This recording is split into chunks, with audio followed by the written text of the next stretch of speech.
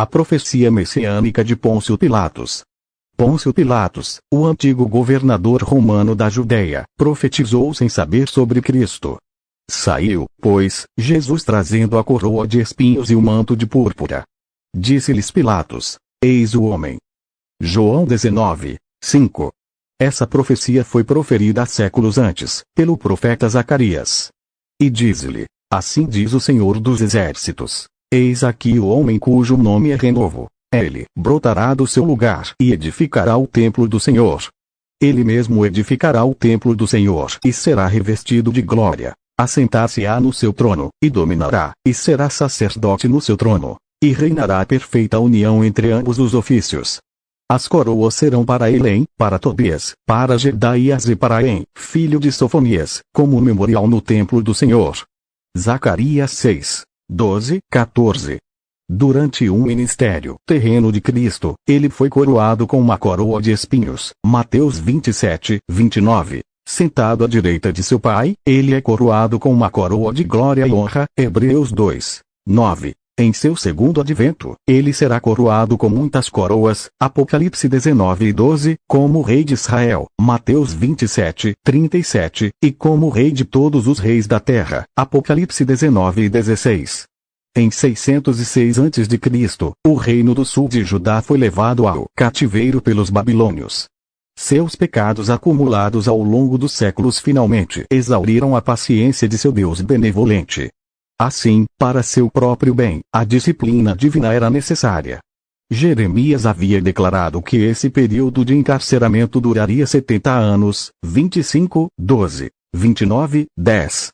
Em 536 a.C., o primeiro de 3 grandes retornos à pátria foi efetuado. A longa jornada foi liderada por Zorobabel, cuja missão principal era incentivar a reconstrução do templo sagrado, destruído pelos babilônios em 586 a.C. Junto com o trabalho de Zorobabel, os esforços de Zacarias se concentrariam em incentivar o povo a restabelecer sua relação familiar com Yahvé. Era característico dos profetas, ao abordarem as fraquezas da nação, varrer os séculos, dando vislumbres brilhantes do grande libertador, o Messias, e das glórias que adornariam sua administração.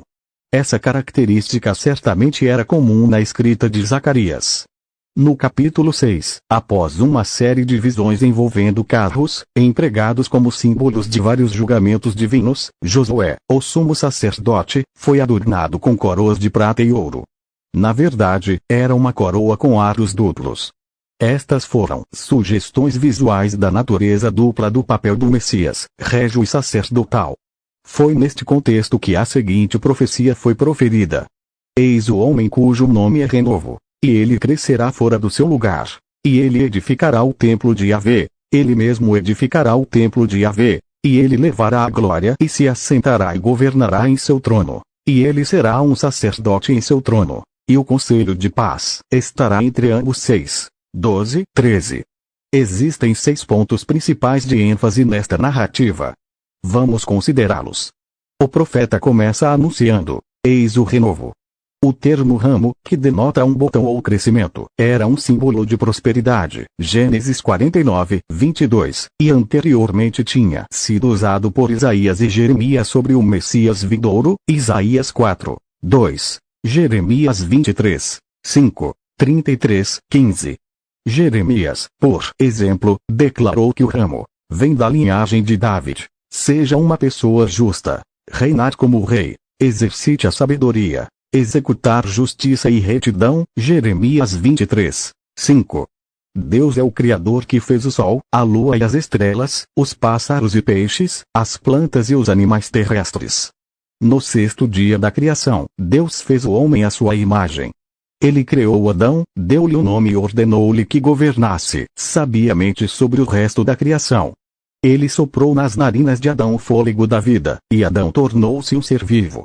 Aqui estava ele. O cumprimento glorioso de todos os planos e atividades criativos de Deus. Um ser humano real e vivo. Você pode imaginar Deus recuando naquela sexta-feira, admirando sua obra. Este foi o primeiro dia que ele viu que não era apenas bom, mas muito bom. Algo sobre a criação da humanidade muda a descrição de um mundo bom para um grande mundo. Eis o homem, a obra-prima da obra criativa de Deus. Como o último Adão, Jesus Cristo cumpre nosso propósito. Veja como os líderes judeus buscam crucificá-lo de acordo com sua lei. Deus sentenciou à morte os filhos de Adão por acreditarem na mentira da serpente. Mas aqui os filhos de Adão condenam à morte o Filho de Deus, que diz a verdade. Eles entenderam ao contrário. Este não é apenas um homem que se fez filho de Deus. Este é o Filho de Deus que se fez homem. Eis o homem. Mal sabia Pilatos que ele estava frente a frente ao Filho de Deus. Conclusão: Pilatos profetizou sobre Jesus.